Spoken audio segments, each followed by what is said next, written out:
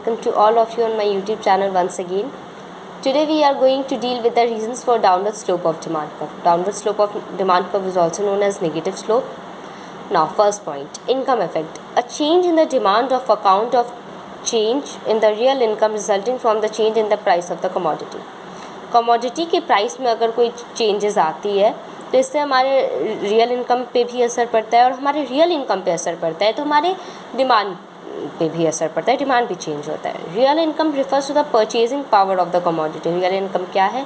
हमारी कमोडिटी के purchasing power को डिटरमाइन करता है. मतलब हम कितना खरीद सकते हैं, हमारा कितना परचेजिंग पावर है, हमारा एबिलिटी कितना है कुछ खरीदने का.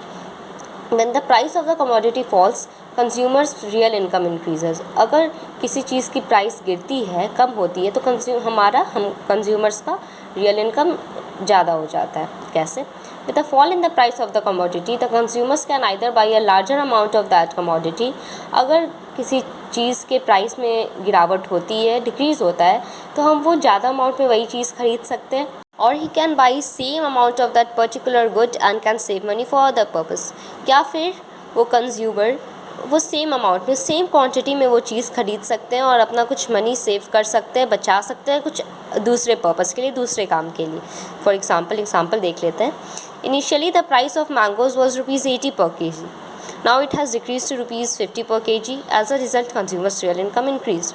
पहले मैंगोज़ की दाम थी, 1 किलो मैंगो की दाम थी ₹80. अब उसका दाम गिर के हो गया है ₹50 पर kg. तो अब हमारा रियल इनकम, जाहिर सी बात है हमारा रियल इनकम इंक्रीज होगा.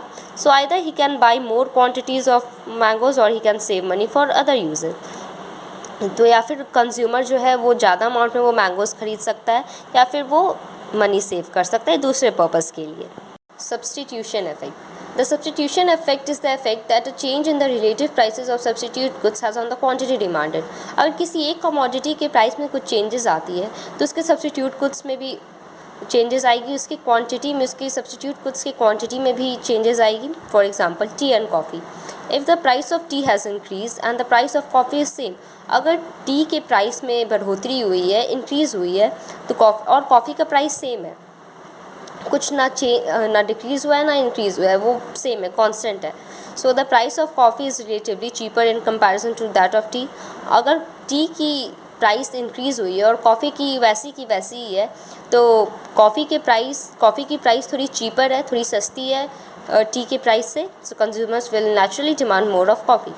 तो कंज्यूमर्स ज़्यादा कॉफ़ी का डिमांड करेंगे क्योंकि वो चीपर है, वो सस्ती है टी के मुकाबले.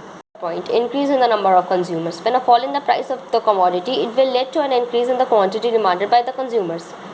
अगर किसी commodity के प्राइस में गिरावट होती है, वो डिक्रीज़ होता है, तो ज़्यादा से ज़्यादा कंज्यूमर्स उसे ख़रीदना चाहेंगे और ज़्यादा मात्रा में उसे ख़रीदना चाहेंगे.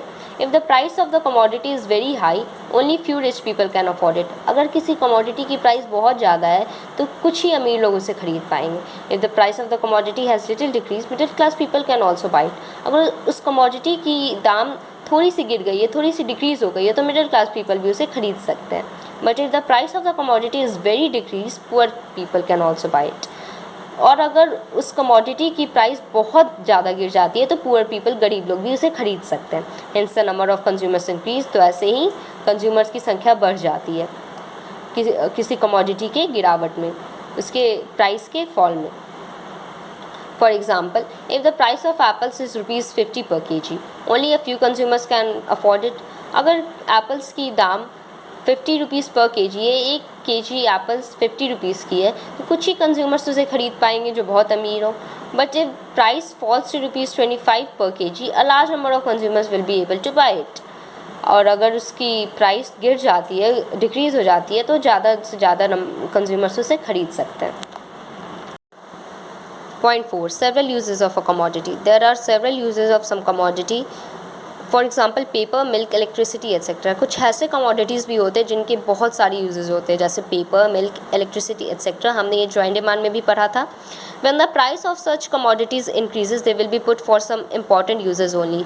हमने देखा है कि ऐसी कुछ कमोडिटीज़ जो बहुत सारे काम के लिए उपयोगी होती हैं, उनकी अगर प्राइस बढ़ जाती है तो वो कुछ बहुत महत्वपूर्ण काम के लिए यूज़ होते हैं, but when it's price falls they can be use for a number of purposes. लेकिन जब उसकी प्राइस घट जाती है, उनकी दाम घट जाती है, तो वो काफ़ी काम के लिए यूज़ होते हैं। I hope that my video will be helpful for all of you. I'll continue with the next topic in the next class. Till then, please like, share and subscribe my video. Thank you. Have a good day ahead. Thank you.